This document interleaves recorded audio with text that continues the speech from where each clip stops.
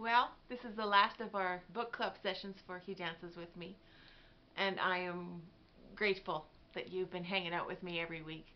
I think it's really important for us to share our stories with each other, to get vulnerable with each other, because we see ourselves in each other's stories. We do, and we need the hope of knowing that we're not alone, that we need to be able to see God in each other. We need to see that there is always a way, that God is up to something, and that He loves us just as much as He loves that other person too. So thank you. Thank you for those of you who have participated with me each week. You know who you are, and I'm just glad that we've been able to do this. It's a bit of community building that I think is vital. So thank you. Uh, the last couple chapters of my book, I touch on lies. Um, I don't even know if most of us realize that we've been believing lies about ourselves, and it affects everything. It affects our perspective.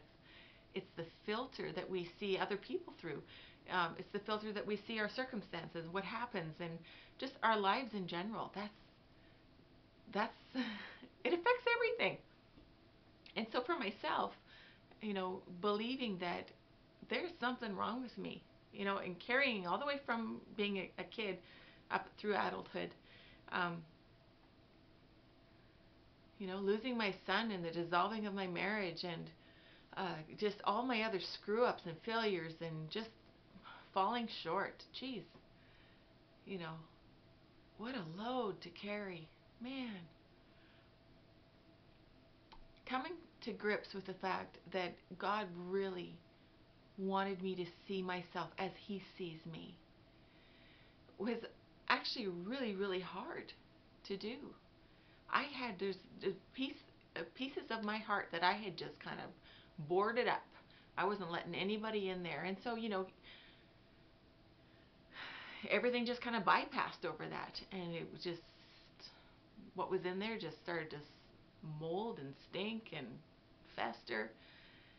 But when I took the step of letting Him in, just little bits, um, my my mantra for so long was, don't let me go, don't let me go, don't let me go. I don't know what I'm doing. I can't see 2 steps in front of me. Where are you? Where are you? Where are you? Um, he just was so faithful.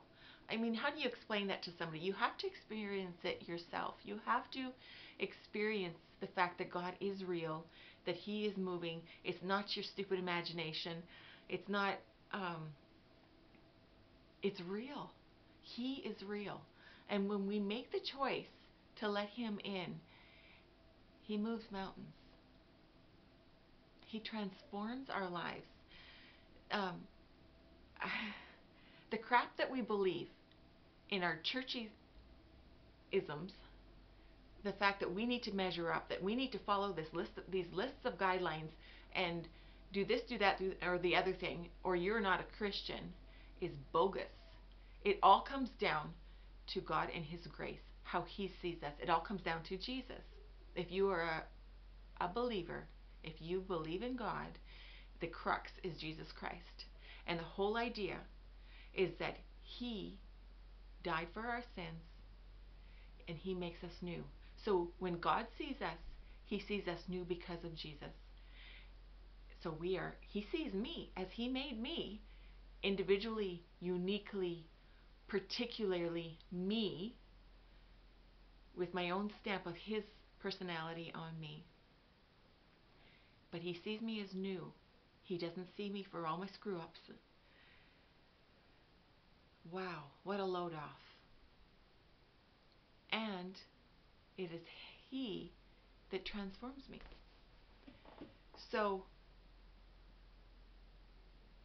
the true measure of a believer is how much time we're spending with Him, and how much time we are letting His love transform us, because it is He that does the work. It is our decision, our choices to spend time with Him, and in whatever the way that is. You may not be the type of person that gets a kick out of and a connection with God when you go out in nature. I do. But that may not be how you're wired. You may be more wired to getting that connection with God when you're serving, or when you're giving to other people, or when you're by yourself, or when you're learning, or when you're studying. Whatever it is that you're wired to do, or worshiping, or singing, whatever it is, you do that because that's how He created you, to have a connection with Him. But you need it. You need it because as a believer, it is He that does the transforming. It is His life that fills us. That is our vitality. We become all that we are created to be when we allow Him in. And that's it. That's it right there. And when that starts to shake you, when that comes in and it just messes with your mind, all that other crap just shatters. And that's a daily thing. I mean, we won't have it all together. I mean, the closer we get to Him, the more we realize, wow, you know, I've got a long ways to go, but that doesn't matter. The fact is that we're close, and that we realize how loved we are, how thrilled He is that we are hanging out with Him, that we're learning from Him, that we're listening, that we're asking Him, give me ears to hear You, give me the eyes to see You, soften my heart. I want to follow You. I want to hear You. I want to be close to You. And He's right there. He's right there. He's right there. And until you experience it yourself, you won't have a hot clue what it is I'm talking about. I know that. But all it takes is a step. All it takes is that acknowledgement of, okay, I'm going to try this. I mean, I know He was asking me for a long, long time to spend time with Him, and I just rolled over. If it was in the morning, He'd wake me up. I'm pretty sure He was waking me up, and I just roll over. I wasn't ready. I was full on depression and pissed off at the world, and I wasn't having anything to do with it. But when I finally did come around and do, take the risk of, okay, I don't know if this is just my imagination or if I'm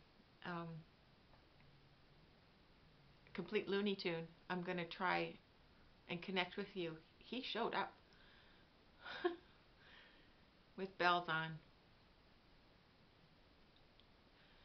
It's real. And I tell you, He dances with me, and it's a struggle every single day because I still have my freak out moments. I still have times where I don't know what it is I'm doing, but every day He says, trust me, trust me, trust me.